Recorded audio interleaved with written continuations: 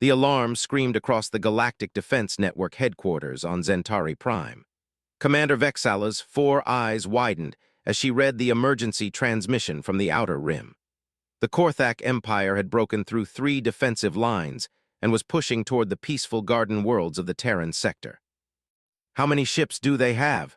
she asked her aide, Lieutenant Quill, whose tentacles trembled as he worked the console. "Our scouts report over 2,000 vessels, Commander.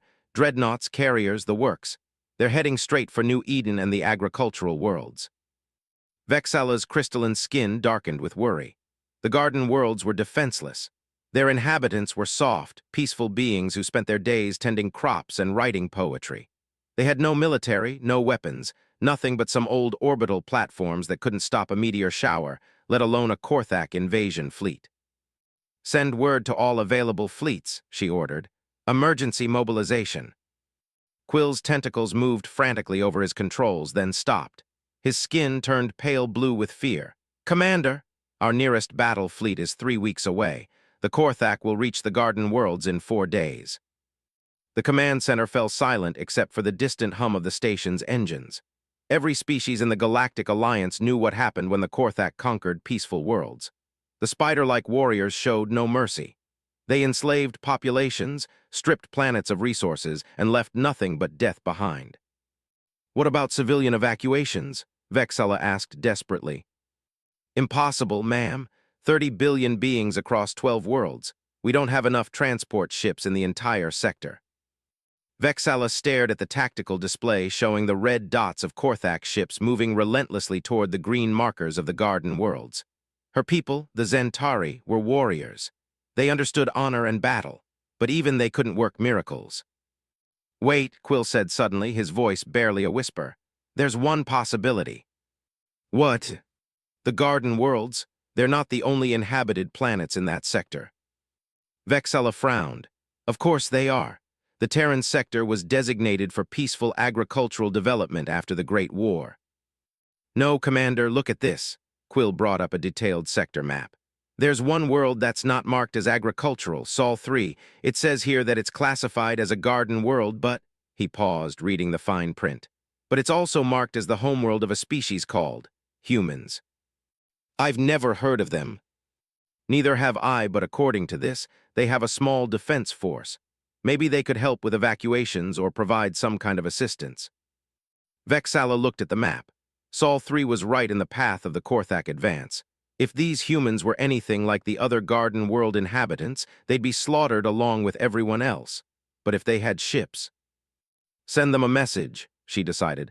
"Tell them what's coming. Ask if they can assist with evacuations or provide any support they can." Quill composed the transmission quickly. "Standard emergency protocols." "Yes, full tactical briefing. Let them know exactly what they're facing." The message went out across the void, racing through subspace toward the small blue world marked as Sol 3. It was a desperate gamble, but Vexala had no other options. She watched the timer count down. 4 days until the Korthak arrived at the Garden Worlds. 3 weeks until the nearest Alliance fleet could respond. 30 billion innocent lives hung in the balance. Hours passed. Vexala had given up hope of receiving any meaningful response when Quill's console chimed.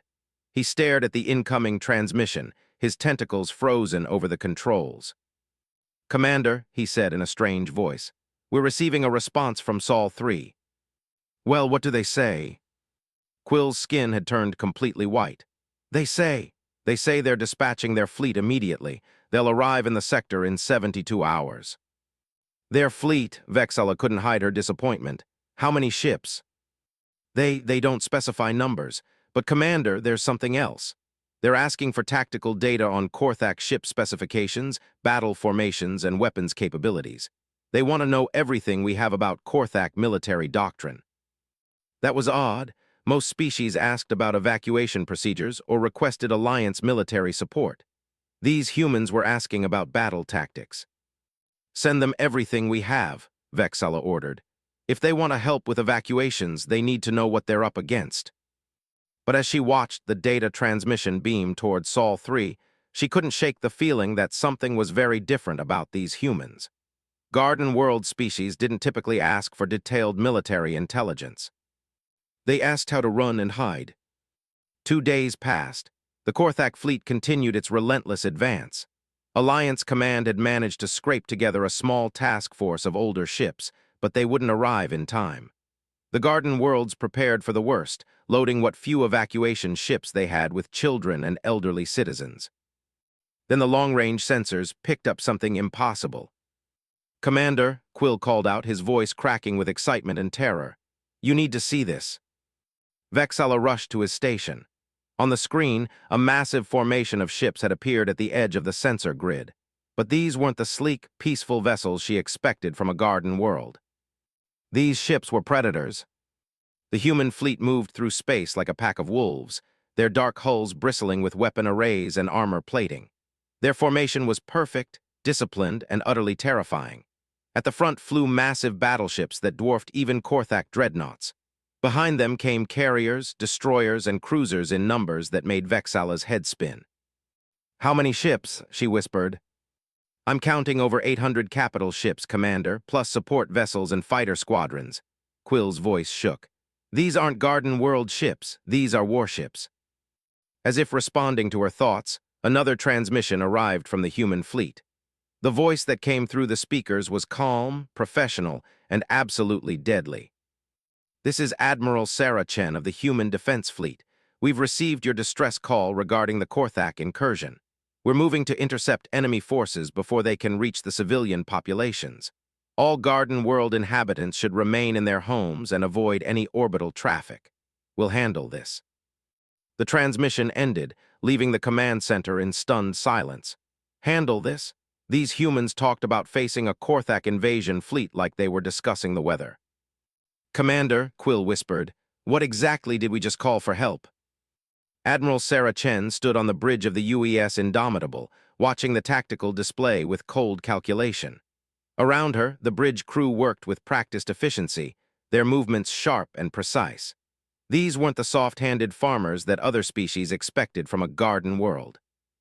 "Enemy fleet composition confirmed," reported Commander Torres from the sensor station. 2,047 Korthak vessels, standard invasion formation. They're not expecting resistance. Chen nodded grimly. The Korthak were about to learn a very expensive lesson about assumptions. "Signal the fleet," she ordered. "Attack formation Omega-7. Battle groups Alpha through Delta will engage their main force head-on. Carrier groups will provide fighter cover and target their flanks. Ghost Squadron will conduct harassment runs on their rear guard." The communications officer, Lieutenant Park, looked up from her station. "Admiral, we're receiving another transmission from that Zentari commander. She's asking if we need assistance with evacuations." A few chuckles rippled through the bridge crew. Chen allowed herself a small smile. The galaxy really didn't understand humans at all. "Tell Commander Vexala that we appreciate her concern, but evacuations won't be necessary. The Korthak won't be reaching the Garden Worlds." As the human fleet moved into position, Chen reviewed everything they'd learned about their enemy. The Korthak Empire was built on conquest and intimidation. Their ships were large, heavily armored, and packed with weapons designed to terrorize civilian populations.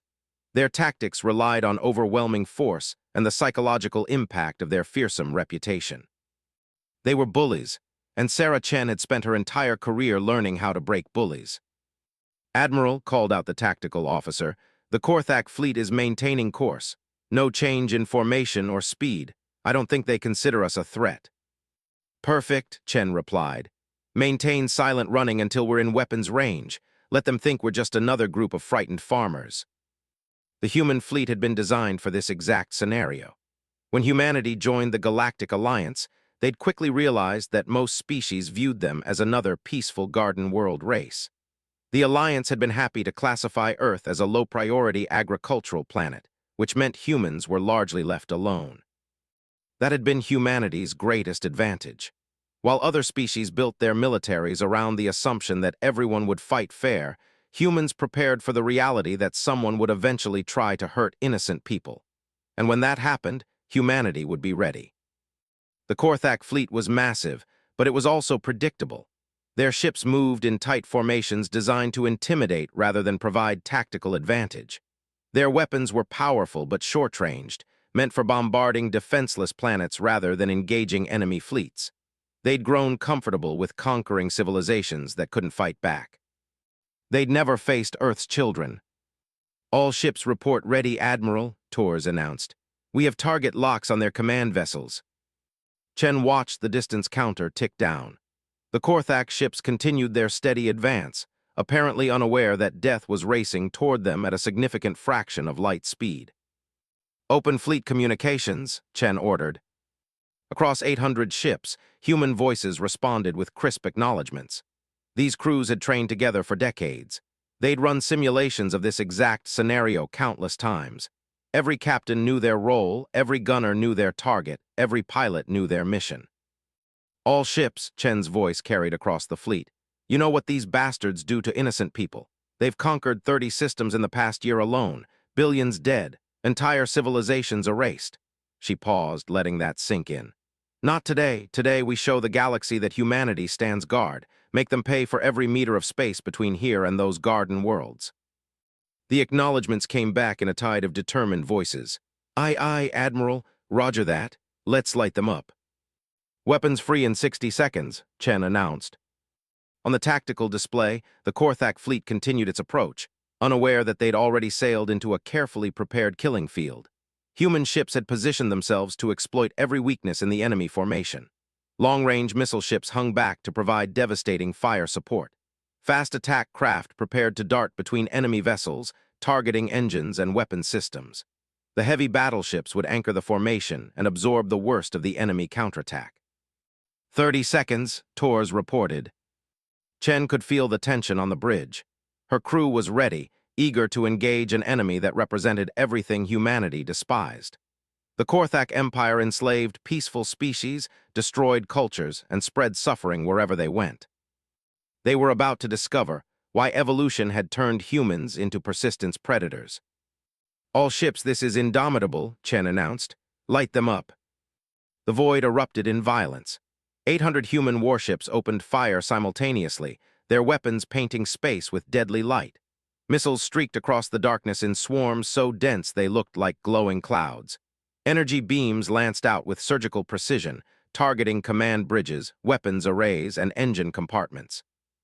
The Korthak fleet's tight formation, designed to look intimidating, became a liability. Ships couldn't maneuver without colliding with their neighbors. The humans' opening salvo caught them completely off guard, ripping through their forward ranks like a chainsaw through tissue paper. "Direct hits on 17 enemy command ships," Torres reported, his voice tight with excitement. "Their lead battle group is in disarray." But the Korthak weren't defenseless. Their ships were heavily armored and carried massive weapons. As they recovered from the initial shock, they began to return fire. The space around the human fleet lit up with plasma bolts and particle beams. "Evasive maneuvers," Chen ordered calmly. "All ships pattern Delta." The human fleet scattered like a school of fish, each ship following a pre-programmed evasion pattern that made them nearly impossible to target. The Korthak weapons, designed for bombarding stationary targets, struggled to track the swift human vessels. Meanwhile, human fighters poured from carrier bays like angry wasps. The small craft were too fast and numerous for Korthak point defense systems to track. They swarmed over the enemy ships, targeting sensors, communications arrays, and weapon mounts with precision strikes. "Enemy fleet is fragmenting," Torres reported. "They're trying to reform into defensive positions." Chen nodded. This was going exactly according to plan. The Korthak were trained to fight defenseless civilians and outdated Alliance patrol ships. They had no experience against an enemy that hit back harder than they did.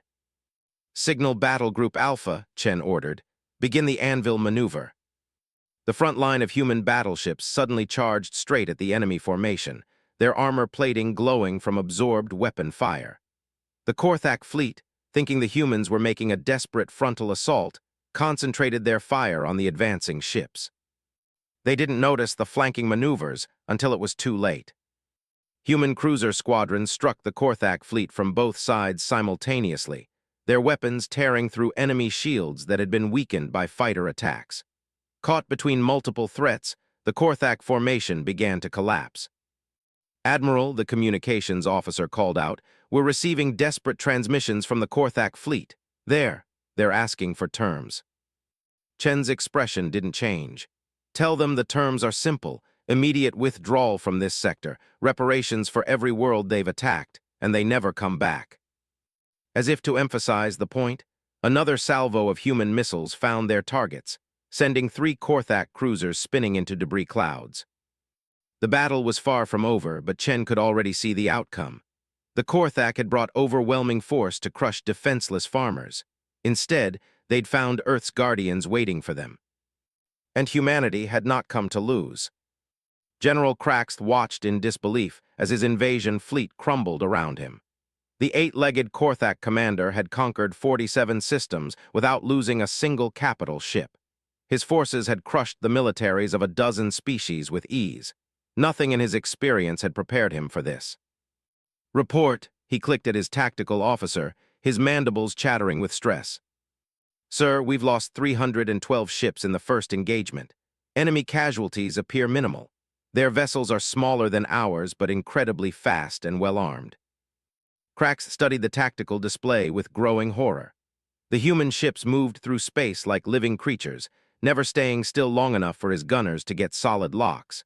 When his ships concentrated fire on one target, the others would swarm around his flanks like scavengers picking apart a corpse.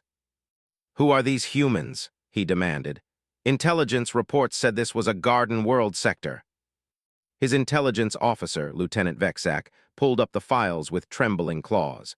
"Sir, our information indicated peaceful agricultural settlements throughout this region. No military installations, no defense fleets. The humans were classified as a minor Garden World species with limited technology." "Limited technology?" Krax gestured at the display where human missiles were systematically destroying his escort ships. "Those weapons are more advanced than anything in our arsenal." The truth was becoming painfully clear. The Korthak Empire had built their entire military doctrine around conquering defenseless civilizations. Their ships were designed to intimidate and overwhelm peaceful species through sheer size and firepower. But the humans weren't fighting like victims. They were fighting like predators. "General," his communications officer reported, "the humans are broadcasting on all frequencies. They want to speak with you directly."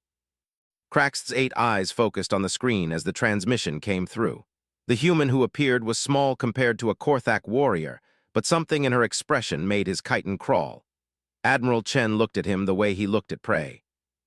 "General Krax," she said, her voice calm despite the chaos of battle around them. "I'm Admiral Sarah Chen of the Human Defense Fleet. You have exactly 10 minutes to begin withdrawing your forces from this sector." "You dare threaten the Korthak Empire?" Krax roared. "We are the conquerors of 47 worlds. You are nothing but farmers and poets." Chen's expression didn't change. 9 minutes and 30 seconds. "We outnumber you more than 2 to 1. 9 minutes. Something in her tone made Krax pause. This wasn't bravado or desperation. This human spoke with the certainty of someone who had already won. "What makes you think you can stop us?" he demanded. Chen smiled, and the expression was more terrifying than any Korthak war scream. "General, you've spent your entire career conquering species that evolved on peaceful worlds. Species that never had to fight for survival against predators, never had to develop weapons to protect themselves, never learned what it means to be truly dangerous." She gestured toward something off-screen.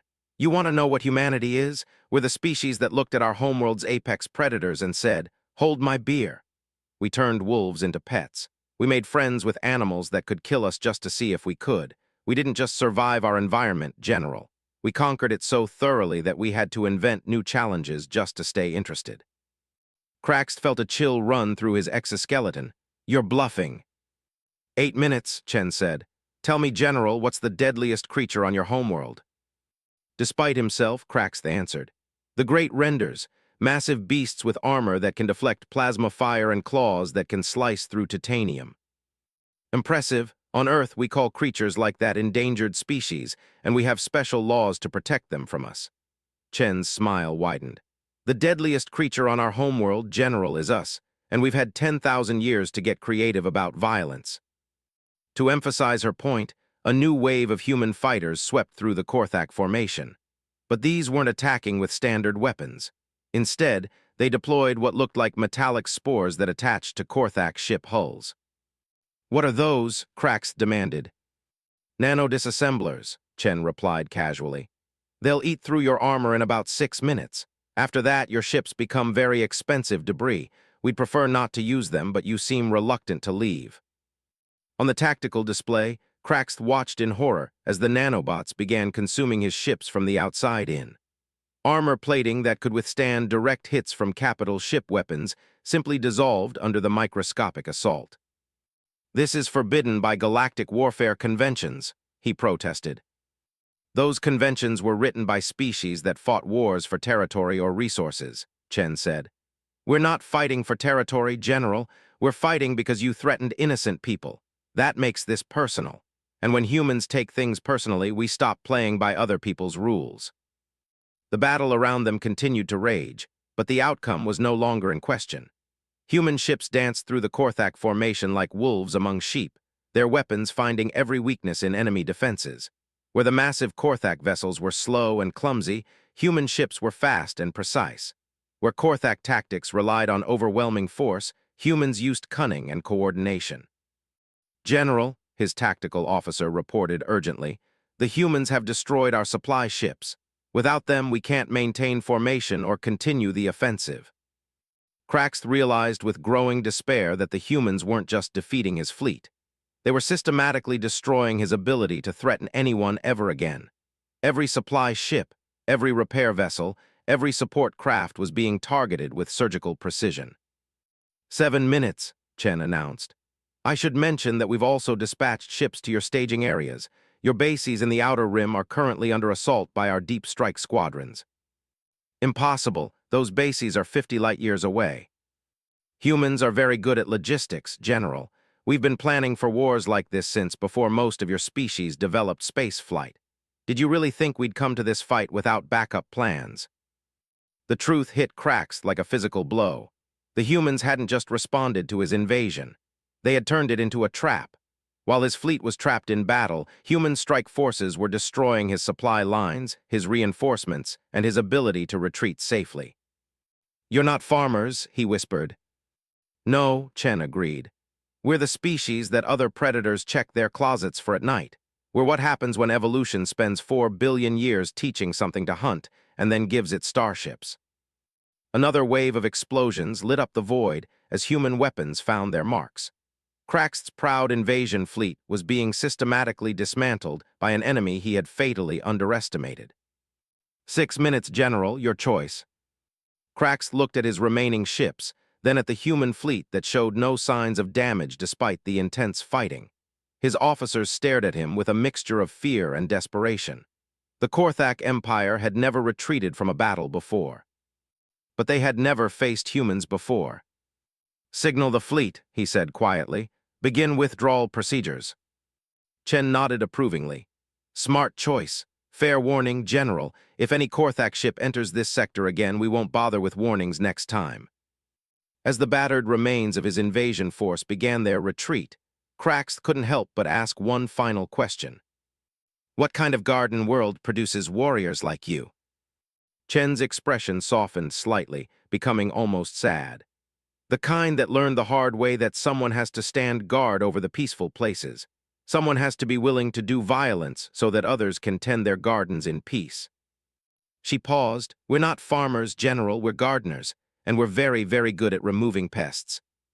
Commander Vexala stared at her displays in complete shock.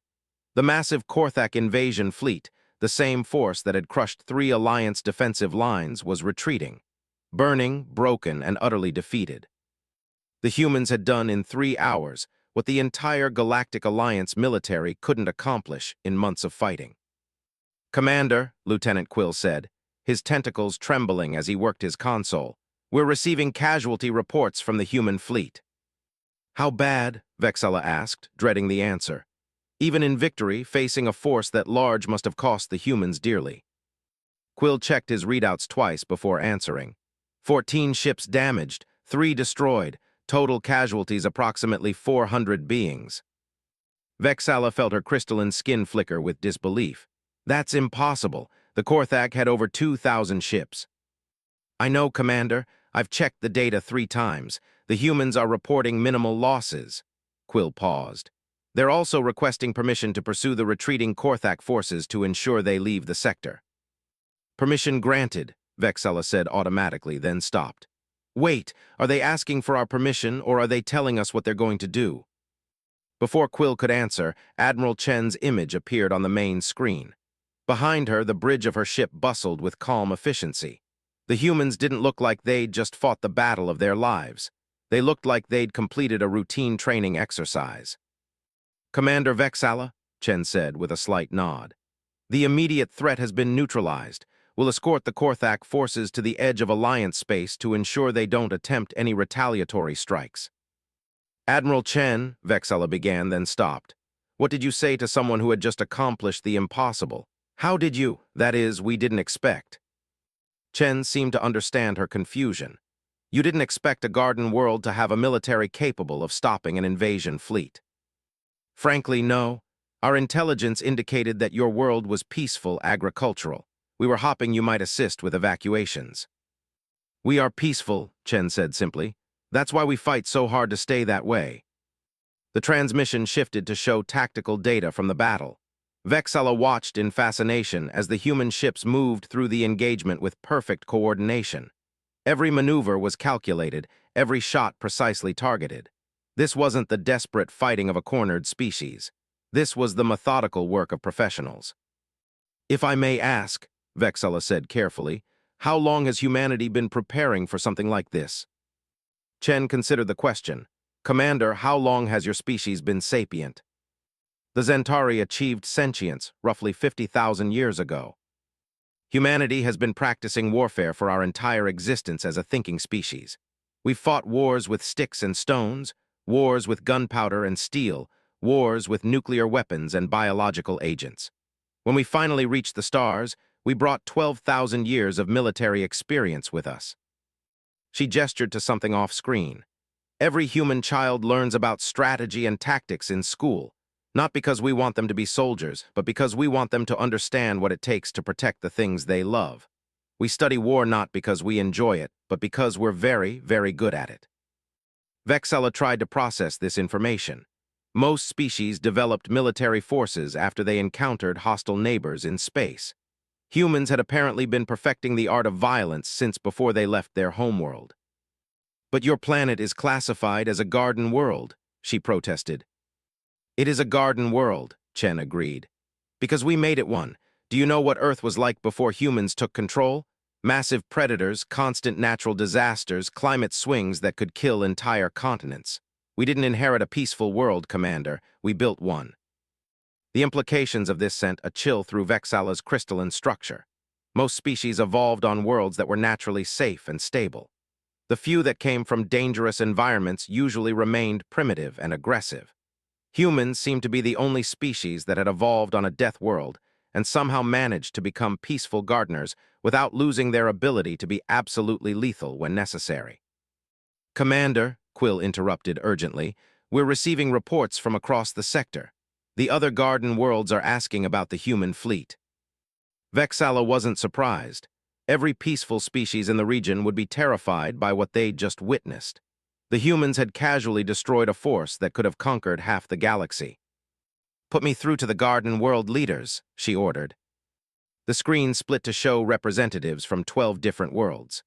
Vexalla recognized the flowered features of the Phytari from New Eden, the gossamer wings of the Sylphs from Windwhisper, and the translucent beauty of the Crystallines from Harmony. All of them looked frightened.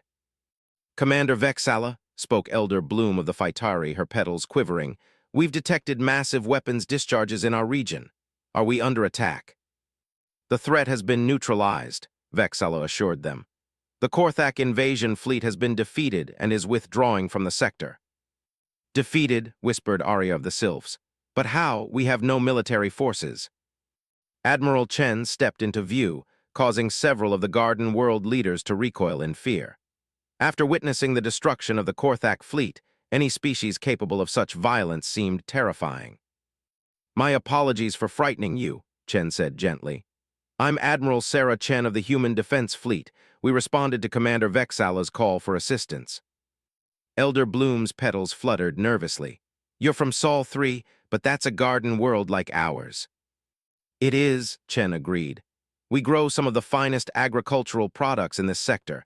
We also happen to be very protective of our neighbors. The garden world leaders exchanged uncertain glances. The concept of a peaceful species that could also wage devastating war was completely foreign to them. Will you be remaining in the sector? Asked Prime Harmonist Crystal of the Crystallines, her voice ringing like chimes. Our ships will patrol the border regions for a while, Chen said, just to make sure the Korthak don't try to return, but we have no intention of establishing a permanent military presence in your space. How do we know you won't conquer us yourselves? Arya asked, voicing the fear they all felt. Chen's expression became very serious. Because that's not what gardeners do. We plant, we tend, we protect what grows. We don't tear up other people's gardens. She paused, looking at each leader in turn. Your worlds are beautiful, peaceful places where art and music flourish, where children can grow up without fear, where beings can spend their lives creating instead of destroying. That's precious. That's worth protecting. But why, Elder Bloom asked. Why would you fight to protect us? We're not your people. Because someone has to, Chen said simply. Because peace doesn't protect itself. Because gardens need guardians and we're very good at standing guard. Vexala watched the interaction with growing understanding. Humans weren't conquerors like the Korthak. They weren't even traditional warriors like her own people, the Zentari. They were something entirely new in galactic civilization, a species that had learned to be peaceful by choice rather than evolution, and had retained the ability to defend that choice with overwhelming force. Will the Korthak return? Asked Prime Harmonist Crystal. Chen's smile was sharp as a blade. Not to this sector. We've sent a very clear message about what happens to species that threaten innocent people. That message will spread throughout their empire. What kind of message? Vexala asked, though she suspected she already knew. The kind written in burning ships and broken fleets, Chen replied. The kind that makes other would-be conquerors think twice about testing humanity's resolve. As the transmission ended and the garden world leaders signed off, Vexala found herself alone with her thoughts. The galaxy had just changed in ways that most species didn't yet understand.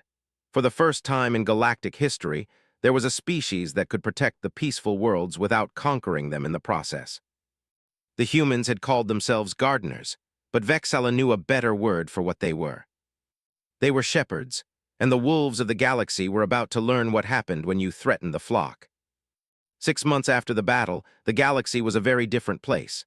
News of the human victory had spread through every civilized world, changing the balance of power across known space.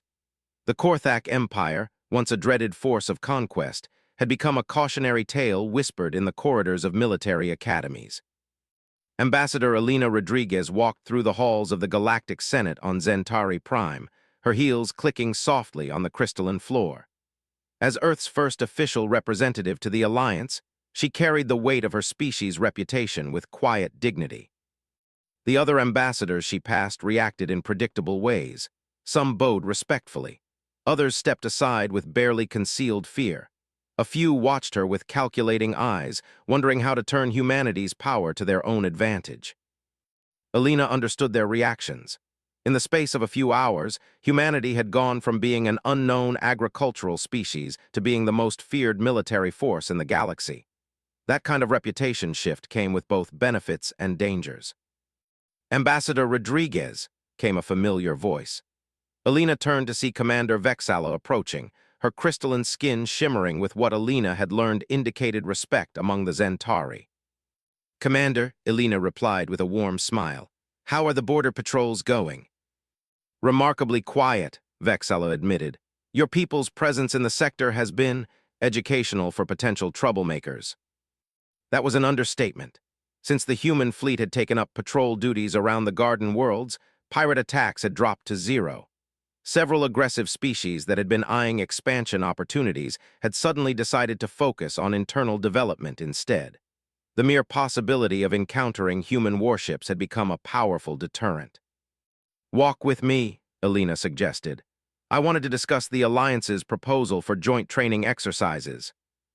As they moved through the Senate complex, Vexala couldn't help but marvel at how normal Elena seemed. The ambassador was polite, intelligent, and showed genuine interest in diplomatic solutions. It was hard to reconcile this pleasant woman with the species that had obliterated a Korthak invasion fleet. "Your Senate is concerned about our military capabilities," Alina said, reading Vexala's expression easily. "They're wondering if humanity might become the next threat to galactic peace." "The thought has occurred to some," Vexala admitted. "Your species demonstrated abilities that exceed anything in our databases. Some senators worry about your intentions." Alina nodded thoughtfully. "That's understandable. Let me tell you a story, Commander. On Earth, we have an ancient saying, 'Speak softly and carry a big stick.' It means that the best way to avoid conflict is to be so obviously capable of winning that no one wants to test you." They paused at a viewing window that looked out over the Zentari capital. The city stretched for kilometers in every direction, its crystal spires reaching toward the stars. It was beautiful, peaceful, and completely defenseless. "Your world is magnificent," Alina said softly. "So are the Garden Worlds. So are most of the Alliance members' homeworlds. You've all built civilizations based on cooperation, art, and peaceful coexistence. That's remarkable. On most worlds, such beauty would have been destroyed by the first aggressive species to discover it." "But not on yours?" Vexala asked. "No, not on ours. Because we learned very early that beautiful things need guardians. That peace is not the absence of conflict, but the presence of justice. And sometimes justice requires very sharp teeth." Alina's communication device chimed softly. She glanced at it, then looked back at Vexala. "Speaking of guardians, we've just received word that the hegemony of Vash is mobilizing forces near the Rim worlds." Vexala's skin darkened with worry. The Vash were another aggressive species, though not as brutal as the Korthak. They preferred economic conquest to military destruction, using predatory trade practices to reduce other species to client states. "How many ships?" she asked. "About 800. Nothing we can't handle, but we wanted to give the Alliance fair warning." Alina's tone was casual, as if discussing the weather. "Admiral Chen is taking a squadron out to have a friendly chat with them." The casual way Alina mentioned deploying military force against a threat 8 times larger than most Alliance fleets would have bothered Vexala 6 months ago. Now, she found it oddly comforting. The humans had proven they only used their power to protect the innocent. "Will there be a battle?" she asked. "Probably not. The Vash are more pragmatic than the Korthak. Once they understand the new reality, they'll likely decide that the Rim worlds aren't worth the risk." Alina was right. 3 days later, the Vash fleet withdrew from the border regions without firing a shot. The mere presence of human warships had been enough to convince them that expansion in that direction would be unprofitable. The pattern repeated itself across the galaxy. Aggressive species that had spent centuries bullying their neighbors suddenly found themselves facing a new reality. There was now a predator in space that was bigger, meaner, and more experienced than they were. And this predator exclusively hunted bullies. In the Garden Worlds, the changes were even more dramatic. For the first time in their histories, peaceful species could focus entirely on creation and growth without fear of invasion. Art flourished. Science advanced rapidly as researchers no longer needed to worry about their work being stolen or destroyed. Children grew up without the constant shadow of potential conquest hanging over their heads. Alina received regular reports about the cultural renaissance taking place across the protected worlds. The Phytari had developed new agricultural techniques that could feed entire star systems. The Sylphs had composed symphonies that brought tears to the eyes of beings who had never heard music before. The Crystallines had created architectural marvels that seemed to capture starlight itself. "It's beautiful," Alina said to herself as she read through the latest cultural reports. "This is what the galaxy could be like if everyone felt safe."